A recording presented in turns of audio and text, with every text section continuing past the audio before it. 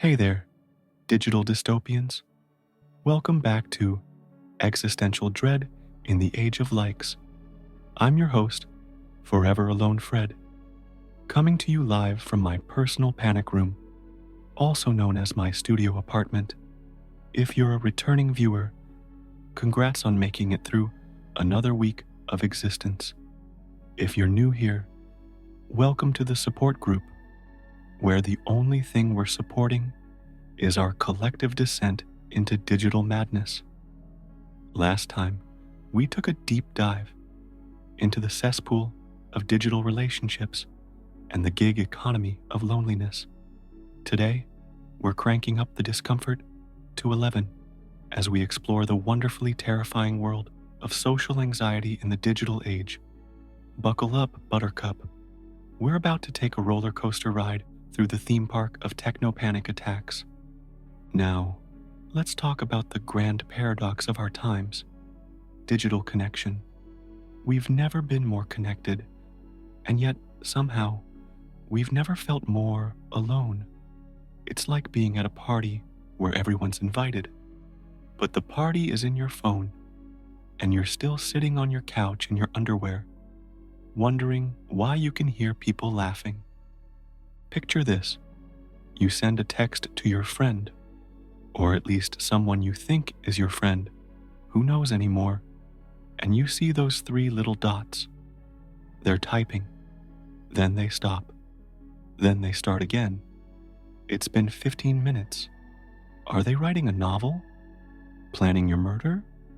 Or worse, are they leaving you on red? Congratulations, you've just experienced a digital age panic attack.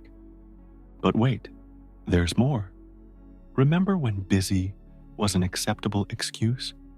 Now, thanks to our always online culture, the only acceptable excuse for not responding immediately is death. And even then, people will probably still expect you to update your status.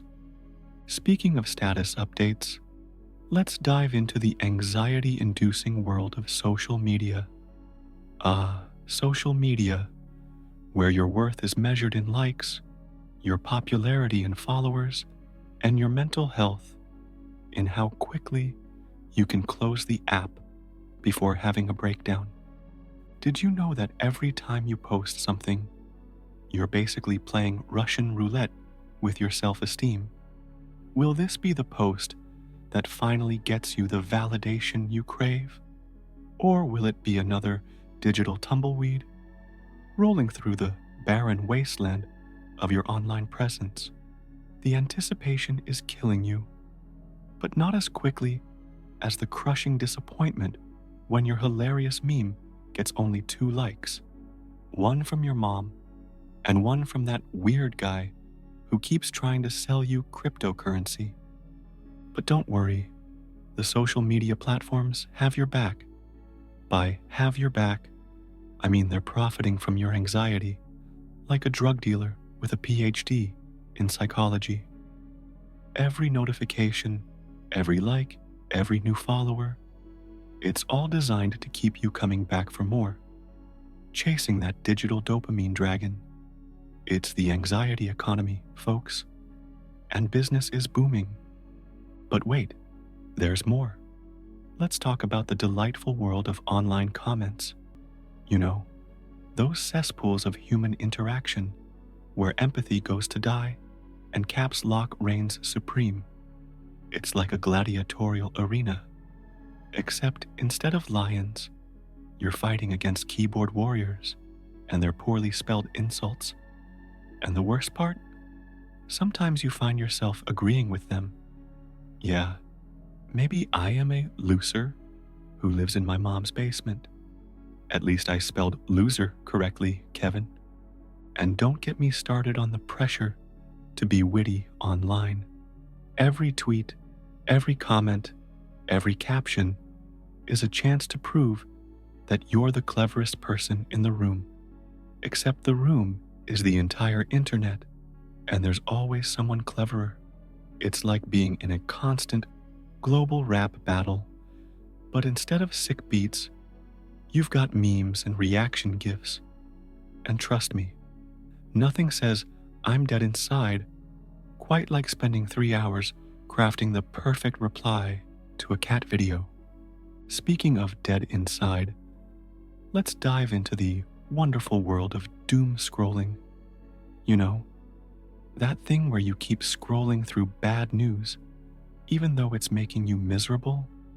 It's like emotional self-flagellation, but with push notifications. Oh look, another global crisis. I wonder how this will contribute to my already crippling anxiety. Let's find out. But hey, at least we have online friends, right? Those digital relationships that exist purely in the cloud, like some kind of dystopian romance novel.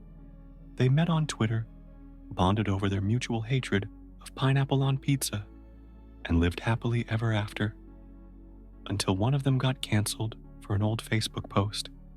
It's beautiful, really. And let's not forget the joy of online gaming. Nothing says, I'm socially well adjusted, quite like screaming obscenities at strangers over voice chat because they killed your virtual character. It's like group therapy, but instead of working through your issues, you're creating new ones. And let's not forget about the constant pressure to be always on.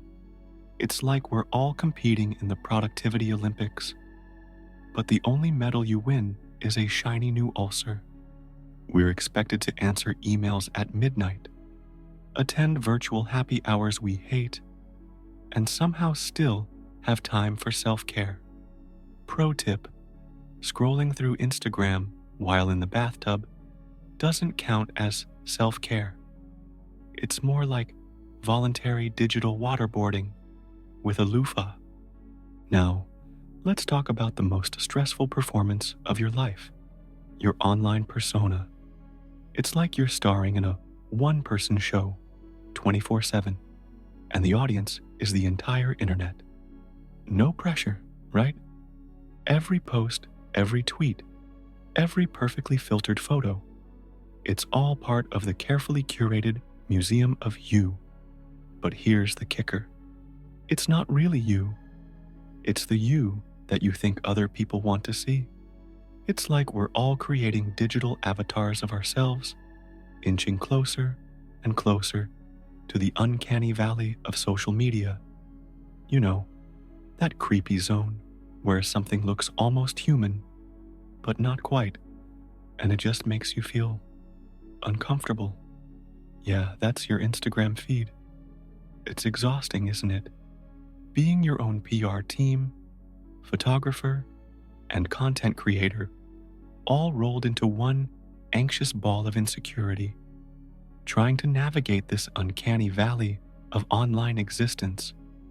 And God forbid you say the wrong thing online. One misstep, one poorly worded tweet, and suddenly, you're the star of your own cancellation party.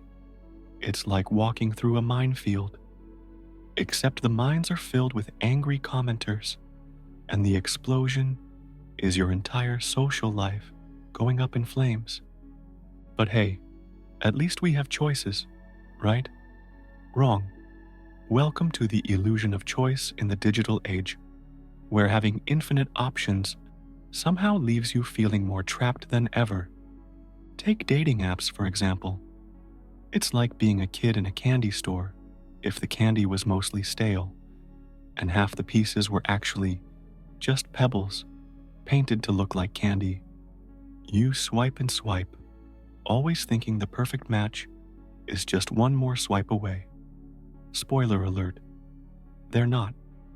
You have a better chance of finding enlightenment in a fortune cookie than finding true love on Tinder. And it's not just dating. Every aspect of our lives is now curated by algorithms. They decide what news you see, what products you buy, even what thoughts you think. It's like living in a choose-your-own-adventure book, except all the choices lead to the same ending. You, alone, scrolling through your phone at 2 a.m., wondering where it all went wrong. But perhaps the most anxiety-inducing aspect of our digital lives is the constant need to be productive. Thanks to the internet, we now have the ability to work anytime, anywhere. Isn't that great? No, it's not. It's a trap. It's turned us all into digital hamsters, running on an endless wheel of emails, Slack messages, and Zoom calls.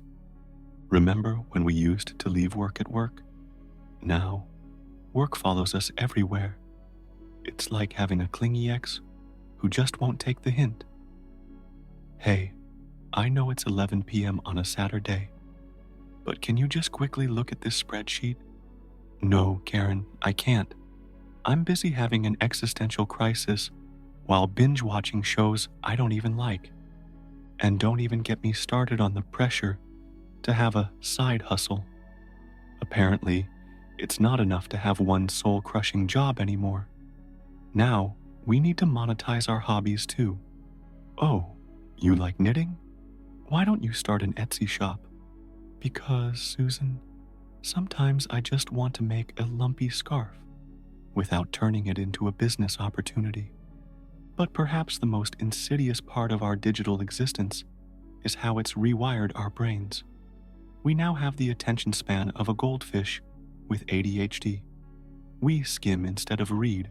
We swipe. Instead of engage, we react. Instead of reflect. It's like our brains have been replaced with a series of GIFs and emojis. Yet, despite all this connection, all this engagement, all this content, we still feel empty. It's like we're all at a giant, never-ending party, but instead of talking to each other, we're all just shouting into the void, hoping someone will notice us. It's lonely in the crowd, isn't it? As we wrap up this anxiety-inducing journey through the digital wasteland, remember, no matter how stressed, lonely, or overwhelmed you feel, there are millions of people out there feeling exactly the same way. We're all anxious, together, in this hyper-connected world. But here's a thought. Maybe the real connection was the anxiety we made along the way. Think about it. In a world where everyone's pretending to be perfect, our shared neuroses might be the most authentic thing we have left. So next time you're lying awake at 3 a.m., panicking about that awkward thing you said in a Zoom meeting, take comfort in knowing that somewhere out there, someone else is doing the exact same thing. It's like a silent, stress-filled flash mob spanning the globe. This has been Forever Alone, Fred, reminding you that in the grand algorithm of life, we're all just ones and zeros. But hey, at least zeros don't have to worry about their follower count.